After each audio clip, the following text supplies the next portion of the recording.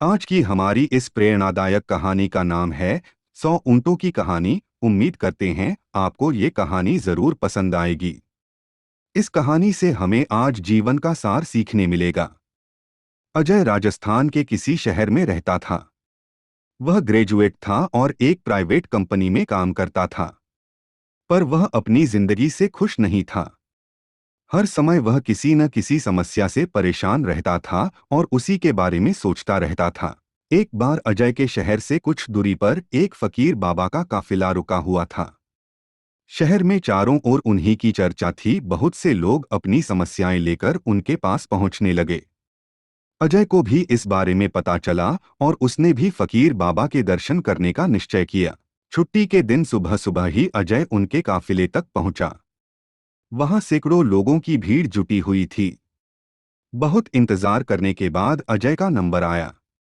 वह बाबा से बोला, बाबा, मैं अपने जीवन से बहुत दुखी हूं। हर समय समस्याएं मुझे घेरी रहती है। कभी ऑफिस की टेंशन रहती है, तो कभी घर पर अनबन हो जाती है और कभी अपने सेहत को लेकर परेशान रहता हूं। बाबा, कोई ऐसा उपाय बताइए कि मेरे जीवन से सारी समस्याएं दूर हो जाए और मैं चैन से जी सकूं।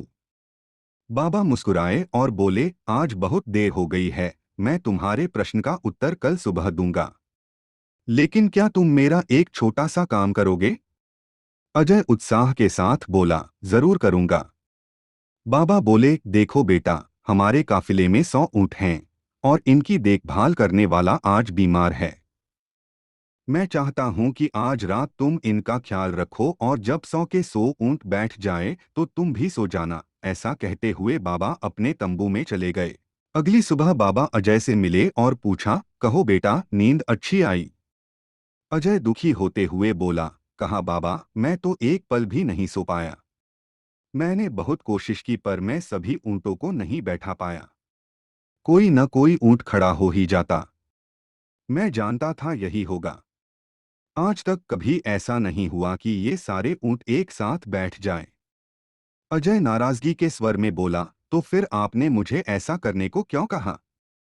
बाबा बोले, कल रात तुमने क्या अनुभव किया? यही न कि चाहे कितनी भी कोशिश कर लो, सारे ऊँट एक साथ नहीं बैठ सकते। तुम एक को बैठाओगे तो कहीं और दूसरा खड़ा हो जाएगा। इसी तरह तुम एक समस्या का समाधान करोगे तो किसी कारणवश दूसरी खड़ी हो जाएगी। पुत्र, जब तक जीवन है समस्याएं तो बनी रहती है, कभी कम तो कभी ज्यादा। अजय ने जिज्ञासावश पूछा, तो हमें क्या करना चाहिए? इन सब के बावजूद जीवन का आनंद लेना सीखो। कल रात क्या हुआ, कई ऊंट रात होते होते खुद ही बैठ गए, कई तुमने अपने प्रयास से बैठा दिए। पर बहुत से ऊंट तुम्हारे प्रयास के बाद भी नहीं बैठे और जब बाद में तुमने देखा तो तुमने पाया कि तुम्हारे जाने के बाद उनमें से कुछ खुद ही बैठ गए। कुछ समझे समस्याएं भी ऐसी ही होती है। कुछ तो अपने आप ही खत्म हो जाती है, कुछ को तुम अपने प्रयास से हल कर लेते हो और कुछ तुम्हारे कोशिश करने पर भी हल नहीं होती। ऐसी समस्याओं को समय पर छोड़ दो, उचित समय पर वह खुद ही खत्म हो जाती है। और जैसा कि मैंने पहले कहा, जीवन है तो कुछ समस्या रहेंगी ही रहेंगी, पर इसका यह मतलब नहीं कि तुम दिन रात उन्हीं के बारे में सोचते रहो। ऐसा होता तो ऊँटों की देखभाल करने वाला कभी सो नहीं पाता। समस्याओं को एक तरफ रखो और जीवन का आनंद लो, चैन की नींद सो जाओ। जब उनका समय आएगा तो वह खुद ही हल हो जाएगी। पुत्र, ईश्वर के दिए हुए आशीर्वाद के लिए उसे धन्यवाद करना सीखो, पीड़ाएं खुद ही खत्म हो जाएगी। तो आपको ये कहानी कैसी लगी हमें कमेंट करके ज़रूर बताइए और ऐसे ही और भी कहानियाँ देखने के लिए हमारे इस चैनल को सब्सक्राइब ज़रूर कीजिए।